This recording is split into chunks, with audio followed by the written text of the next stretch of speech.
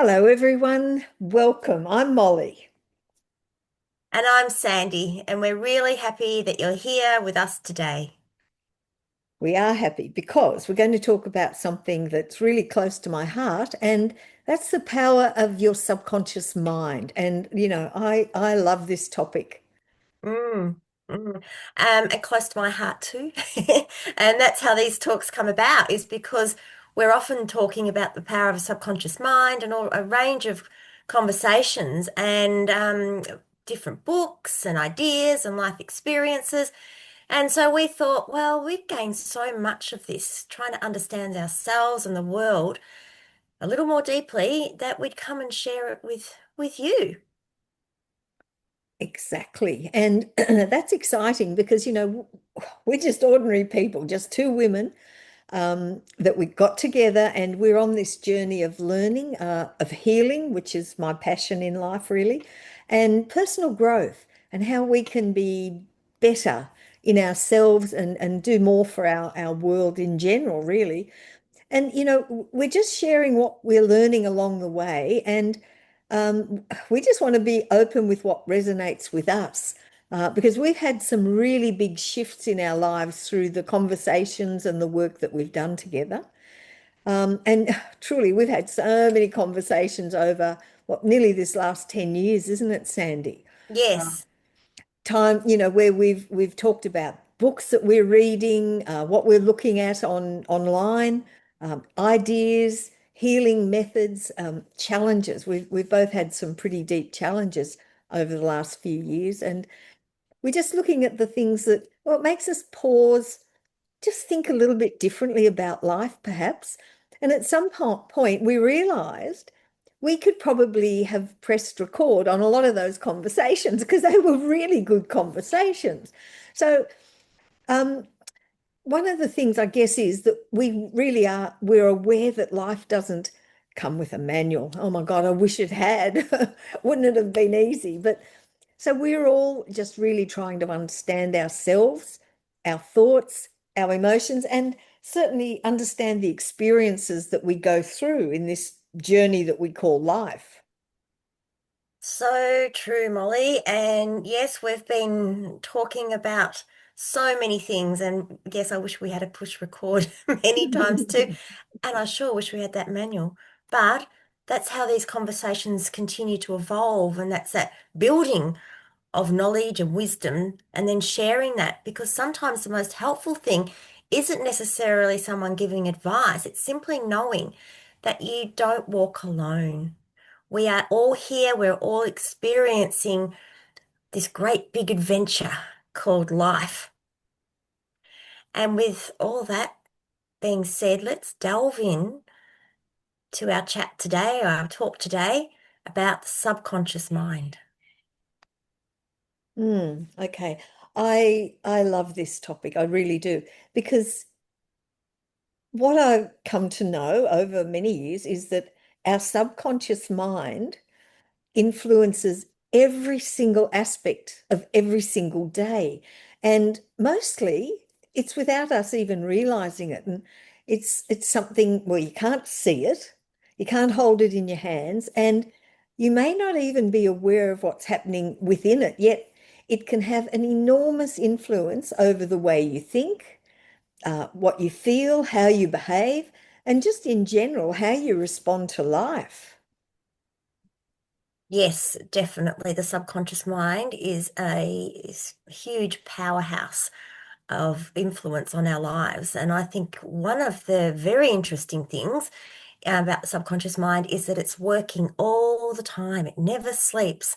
Even when we're not consciously thinking about something, there can be patterns operating underneath the surface that influence our reactions, like you said, Molly, our choices, our relationships, and even the way, particularly the way we see ourselves. Oh, it's so true. It's so true. And it's it's almost challenging to think about because the subconscious mind, if we're not aware of it, what does that mean? So I guess we tend to think of the mind as simply being our thoughts. We think, I am thinking this, therefore I'm making this choice. But there's actually much more going on beneath that conscious awareness. Your conscious mind is it's that part of you that you're aware of right now. We're aware of what we're thinking, what we're saying, and so on.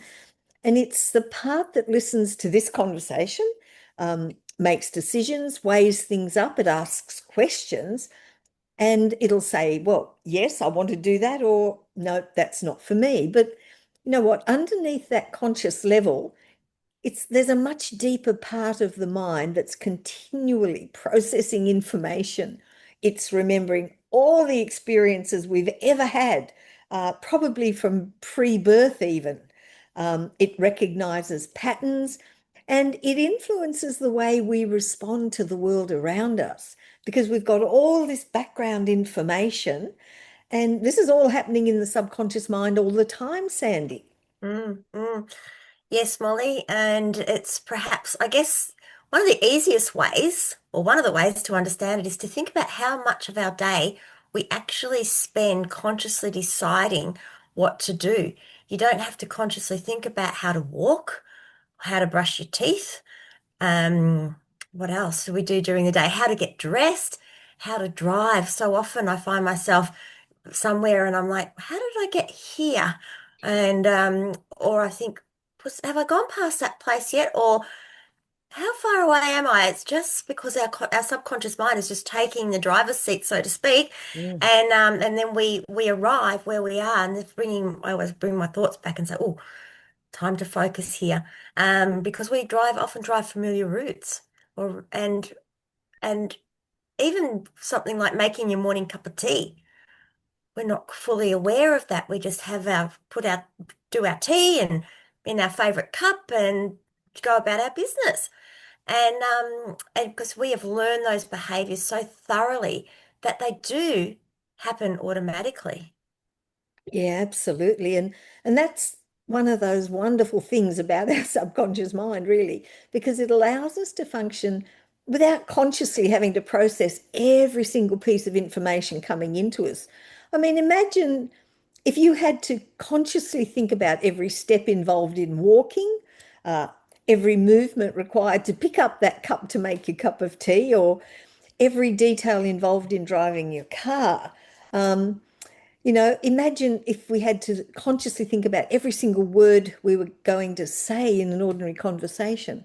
Well, perhaps we do need to do that a bit more sometimes, but you'd be exhausted. Your subconscious mind really does help make life far more efficient by taking things we've learned, turning them into patterns and automatic responses. But of course, when that happens, there really is another side to it, isn't there? There is, Molly. And as you were speaking, I was thinking about myself making my cup of coffee in the morning. And then all of a sudden, my subconscious mind just takes over. And it's like, yep, I'm just in this flow of automatic doing.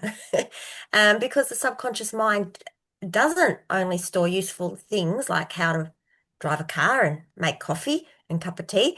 It also holds our beliefs, emotions, and the emotional associations, memories, expectations, and patterns that we may no longer consciously remember or even realize are influencing us. Oh, absolutely. And you know what, Sandy? This is where things can become really fascinating because throughout our lives, we are constantly receiving information about ourselves, about the world. I mean, everything you see on telly or you read, it has an influence on us. And thing is, as children, we watch the adults around us. Yeah. Children listen to everything that they say. They hear everything.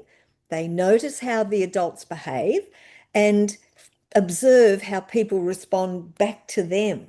So as children, we are all learning and we have learned what seems safe to us, what seems unsafe, what is it that receives approval so that you feel happy? What causes rejection, or what makes people angry and what makes people happy?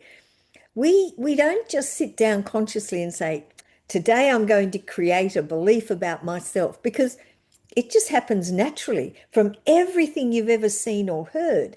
So a child they might repeatedly hear, "You're too sensitive," or another child might hear, "You're not very good at that, are you?"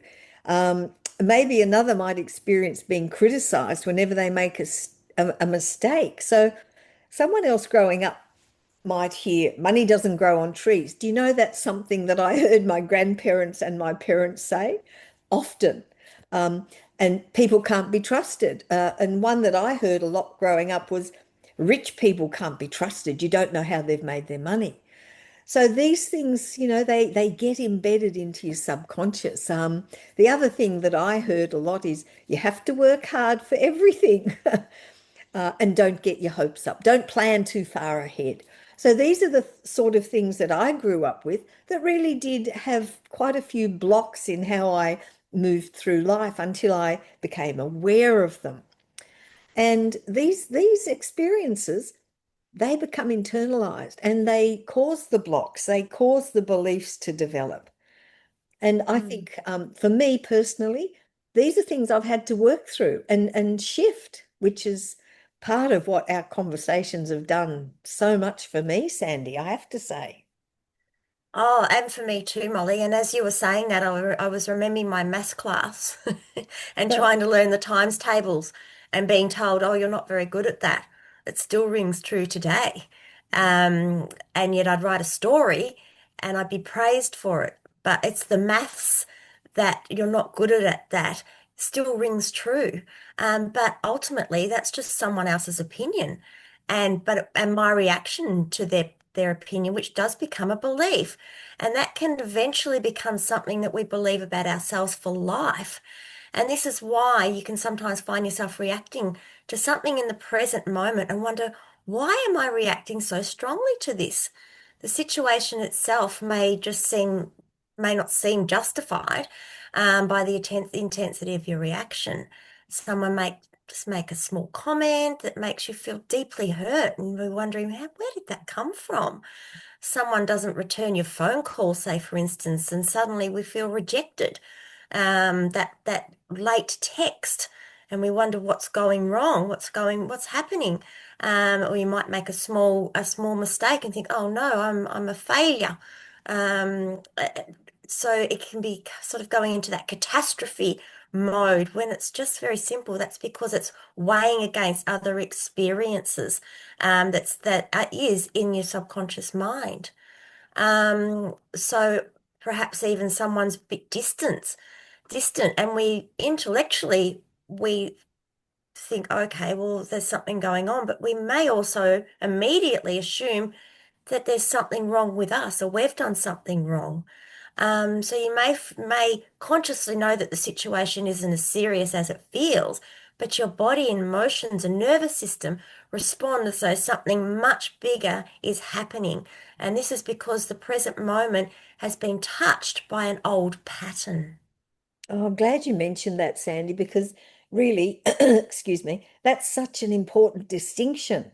Our subconscious mind is very much about patterns and associations, and it can recognize something that feels very familiar and respond before your conscious mind has had time to actually analyze what's happening. It's almost as though your mind is saying, "I've seen this before. I know what this means. I know what I need to do," even though the situation might be quite different. And suddenly you're reacting, which means that some of our strongest reactions today, well, they might not actually be about what's happening today. They may be connected to something we learned, experienced, or felt much earlier in our lives. It could even come from when we were 3 or 4 or 10.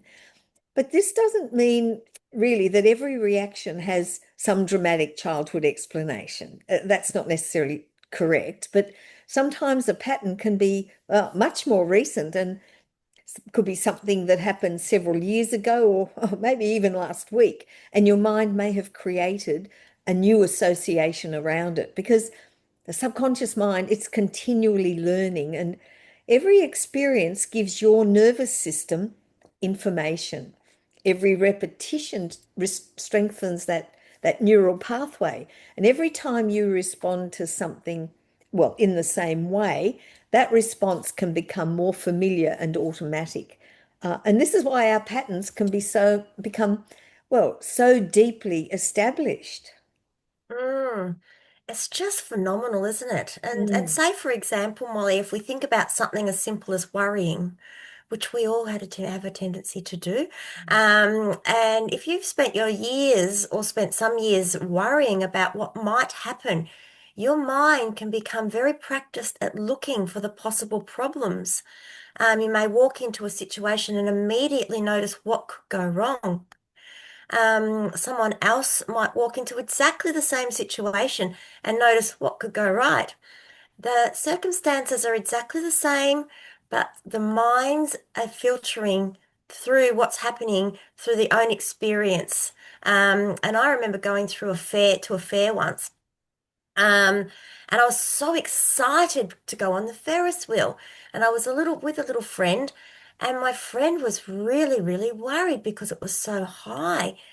And that was because we were filtering the Ferris wheel through two totally different experiences or through totally different perceptions of what that height meant. For me, it was exciting. For my friend, it was scary. Yeah, and you know what? That filtering is truly, it's incredibly important because we're surrounded by enormous amounts of information every second of every day, and we really can't consciously process all of it. So our mind has to filter. It becomes a filter. It pays attention to what seems relevant, and that's always based on what we've learnt in the past, what we believe now, and what we expect, and what we've experienced before. So this means that the beliefs we carry can influence what we now notice. So if you believe, or something like, people always let me down, you may notice every single disappointment and overlook the people who've been there for you. So on the same thing, if you believe I'm not good enough, and that's a really common belief that people have, your mind may collect evidence that always supports that belief. Another one, if you believe nothing ever works out for me, you hear people say, oh, if it's going to go wrong, it'll go wrong for me. That's common, what people often say. And you have to really pay more attention then to things that will go wrong because that's your belief, that's what you're expecting. But on the other hand, Sandy, if you believe, I'm capable of handling whatever life brings me, you may begin to notice far more opportunities coming to you. You might notice resources and strength that you previously overlooked. And, I think this is an important thing to understand because we can become very frustrated with ourselves, very down on ourselves. Mm, mm. Yes, that's right. And it's just because the subconscious mind is ticking away in the background and running the show, if you like. It's that iceberg. We see the tip, but underneath there's Mm, that big boulder. isn't that true? Yeah, yeah. Things like, why do I keep doing this? I know better. But knowing something consciously doesn't necessarily mean that the subconscious mind has caught up. You can consciously know that you're safe, but still feel anxious. You can consciously know that you are worthy and still hear that inner old voice saying you're not good enough. You can consciously want to change a habit and still automatically reach for a familiar behavior. It means the pattern has been learned. And anything, as we know, anything that can be learned can be unlearned. And I love that because it gives us a sense of possibility. And instead of saying, this is just who I am, and we can begin to ask instead, where did I learn this?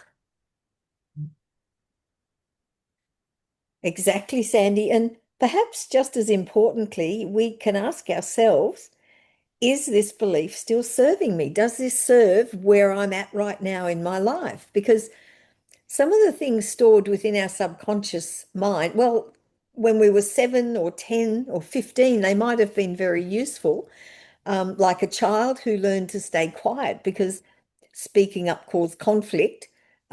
She may well have just been protecting herself, or, a person who learned to trust because they'd been hurt. um, they've been protecting themselves. So these patterns can begin to form as protection, and it's not a bad thing for them. But years later, that same pattern can well be limiting your life. So the little girl who learned to stay quiet may become the woman, who struggles really to express her needs. And that person who learned not to trust may find it very difficult to keep relationships, to allow a great intimacy with someone. And if you were a people pleaser when you were little, if that's what you learned, you may become really exhausted because people that try to please everyone rarely ask themselves, what do I want? Am I happy doing this? Mm. And people pleasing is a very common thing, Molly. Um, Yeah. and yeah, and that's when we talk about this word, one of our favorite words, awareness. Awareness, yep. Because it's so powerful. Because we can't change something if we don't recognize it. Awareness is often the first doorway to change, and we begin noticing our reactions, and we can notice our thoughts. Can become thought detectives and see when they automatically appear and become aware of them. We notice the words that we use and the words that we use in our own minds to talk about ourselves. And we notice what triggers us. We notice the situations we repeatedly find ourselves in. We notice the beliefs that seem to sit underneath our behavior. That awareness, as awareness grows, we become more finely attuned to what's driving our behavior and the beliefs that are driving them. And instead of judging ourselves, we can become curious. And Sandy, you won't notice any of this without our favorite word, awareness. It's truly so important that you do start to recognize what's happening. Oh, yeah. And that's why it's important to start noticing our thoughts and inquire with questions such as, why did I react that way? And what did that situation make me feel? And another one, Molly, is what did I immediately tell myself about that situation? And does this feeling feel familiar? Because that's how we trace it back to those beliefs about self. And also, how have I ever felt, or have I ever felt like that before? And those questions begin to open the door to our subconscious mind. Yeah, they absolutely do. And they often open the door to something else that's stored within our subconscious. And I think this is really worth talking about. And that's our emotional memory. And this emotional memory is so important in healing, which is, where I've spent my life working with people to bring health and healing into their life. Um, Sometimes we can remember an event intellectually, but we often have very little connection to the emotion that surrounds it. And there is always an emotion with everything we experience. And you know what? At other times, we can experience an emotion without consciously knowing why it's appeared. So you might walk into like a particular environment or meet someone, and that feeling, you suddenly feel a bit uncomfortable. It just doesn't quite feel right. Or you might hear a song and unexpectedly feel emotional, might bring you to tears or something. And you might smell something and suddenly be transported back to another time in your life, or be transported back to a memory of a person that evokes like an emotion around them. Like, for instance, a perfume that perhaps your mother or a friend wore that really reminds you of them. And these experiences, they remind us that memory, it's not just a collection of facts. Our experiences, well, they can become associated with sights, with sounds, with smells, places that we've been, words that we've heard, with sensations and emotions. Mm. Yes, that emotional memory, as you're saying that, I'm smelling lavender, which was my dear old aunt's fragrance. Mm. Yardley lavender. Yes, I yes. remember that. Yeah. And this is why, Molly, as we know, two people can experience the same event, as we said before with the Ferris wheel, and respond completely differently, um, because their histories are different, their learning's different, their associations different, beliefs are different, and the subconscious patterns are different. Even if we grew up in the same house with the same parents, we experience things differently.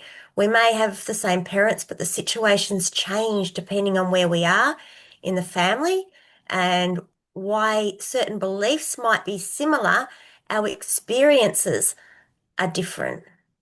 Yeah, exactly. That's amazing how that happens. But when we do begin working with our subconscious mind, we really are learning to understand it. And as we bring awareness to our thoughts and start to ask ourselves questions about what and why we think in a certain way, because, you know, the subconscious mind is actually an amazingly extraordinary part of us. It's helped us learn, adapt.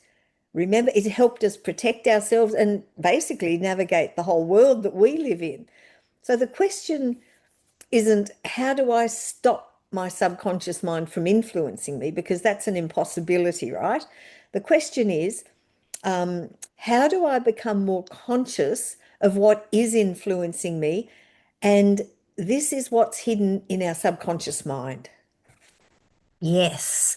And this is perhaps the most empowering things that we can do for ourselves because once we become aware of a pattern, we have a choice.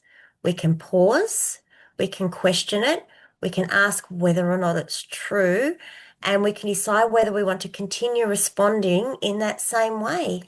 We get choice and we can begin creating new experiences that teach our minds something different. Yeah, absolutely, Sandy. And you know what? Perhaps we can think about it in this way. Perhaps your subconscious has been running an old program that says, I have to do everything for myself. I think I know that one. But, and you may not consciously believe that anymore, but you continually find yourself taking responsibility for everyone else. Once you notice it, though, you can begin talking to yourself. You can begin saying, I don't have to carry everything. It's safe for me to receive help. Or, you know what? Maybe the old pattern says, if someone is unhappy, I've done something wrong. So if you can begin noticing that belief and just gently reminding yourself, becoming aware of that belief and remind yourself other people's emotions belong to them. I can care about someone, but I don't have to take responsibility for how they feel. Or I know this is a good one. This is something that I used to really live with is perhaps the old pattern says, I can't change. This is just the way it is. This is just how I am, right? So you begin creating experiences. Once you're aware of it, you can begin creating those experiences that contradict that belief. You can make just one small change, then another, and then your subconscious learns through these experiences as well as through how you are consciously thinking about the issue that you've become aware of. Mm. And it is one moment to the next, to the next, to the next, Mm. and just pausing, that power of the pause. Also, Molly, while you were talking, I just wanted to touch on something that we're not just talking about positive thinking here.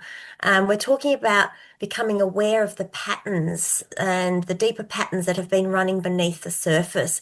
And then consciously, through that conscious awareness, creating new patterns. Yeah, exactly, Sandy. Yeah, the awareness is just one of the most valuable tools that we can start to bring into our awareness.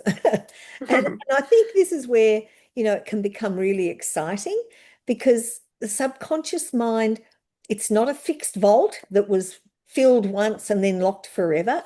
It continually learns and it can continually adapt to what's going on.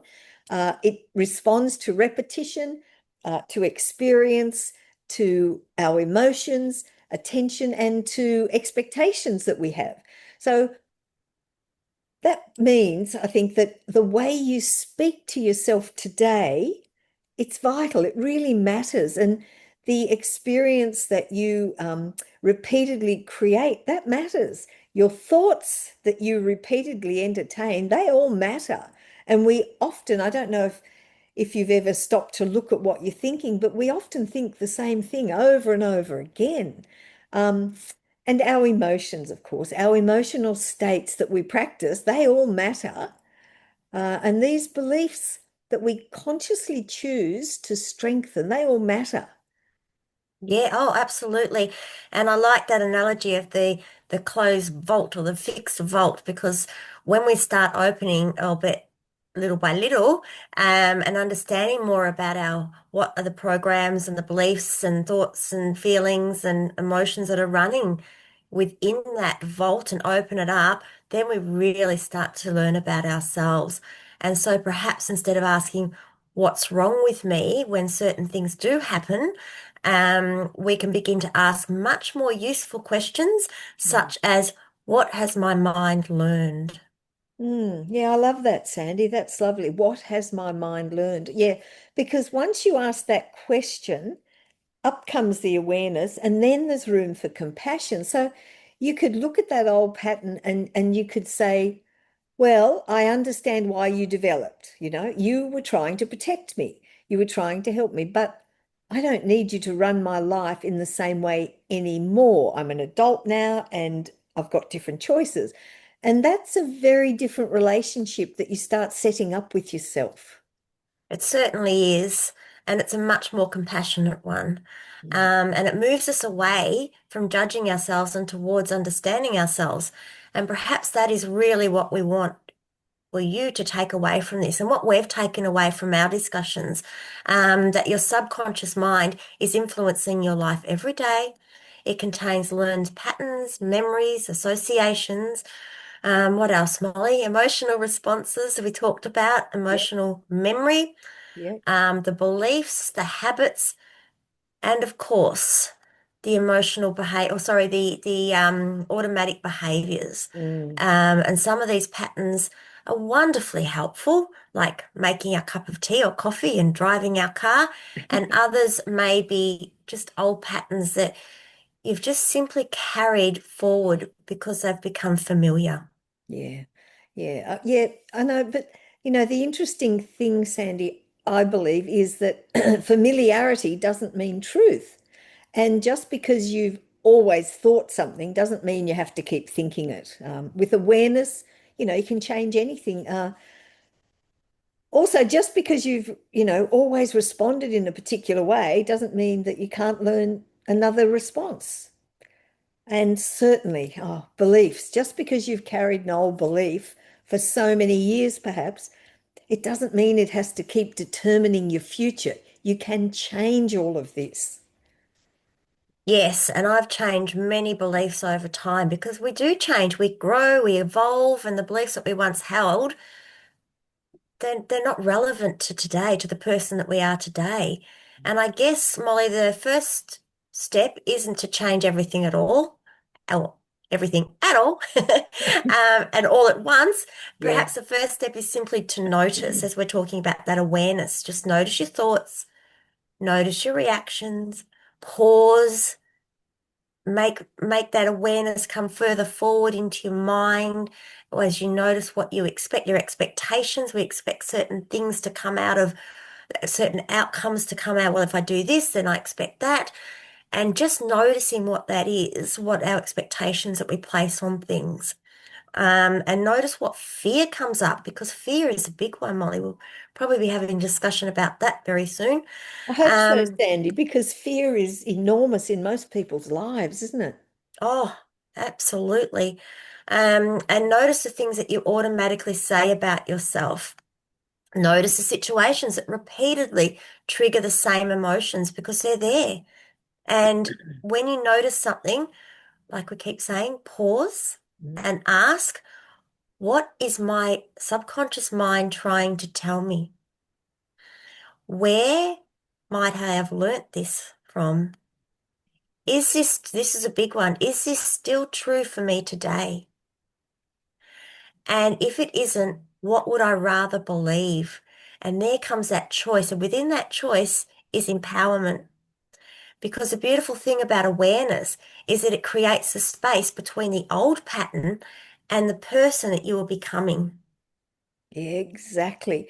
And in that space, you've got real choice. And I love the question that you said, is this still true for me today?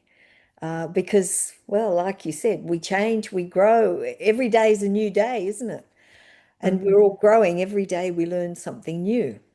But, you might not be able to change everything.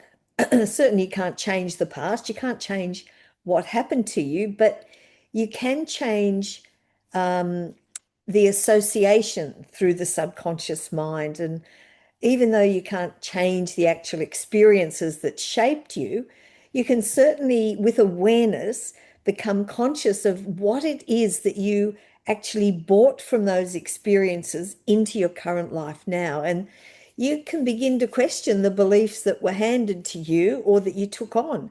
And for all of us, we've all taken on the beliefs of our parents because, they were our idols. They were everything as we were growing up, and we learned everything that they took on.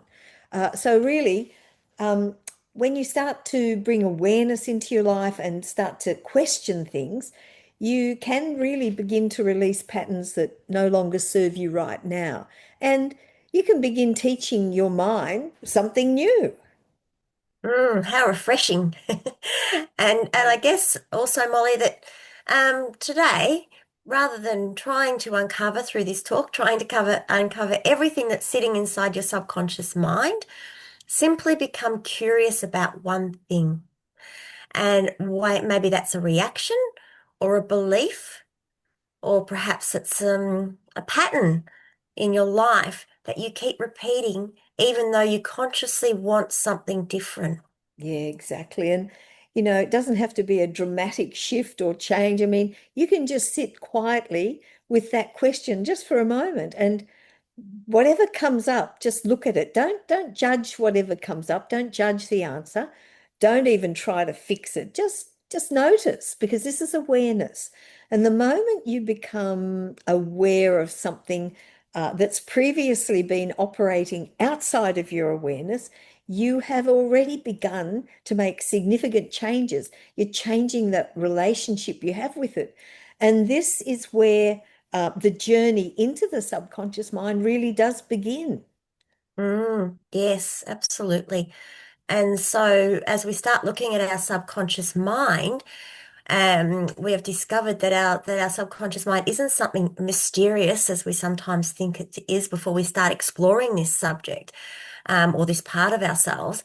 It is a part of us that has been quietly learning throughout our lives. It's been storing experiences, emotions, beliefs, memories, and patterns that have helped shaped how we see ourselves today and how we respond to the world. And so, in our next conversation, we might explore this a bit further. What do you think about that, Molly? Yeah, I think, well, I'd certainly like to. And I think, there's quite a few simple tools that we could share with people that we've learned and we've utilized ourselves so that they could explore this a little bit deeper for themselves. So, yeah, I'd really like to do that, Sandy. Excellent. I like that idea too, exploring the tools and techniques that we've learned and sharing them. Yeah, yeah, I think Mm. that'd be really valuable, not just for us to go through it again, but for everybody else. Yes. Yeah. So thank you everyone for joining us today. And well, we look forward to seeing you in our next conversation. Thanks, Molly.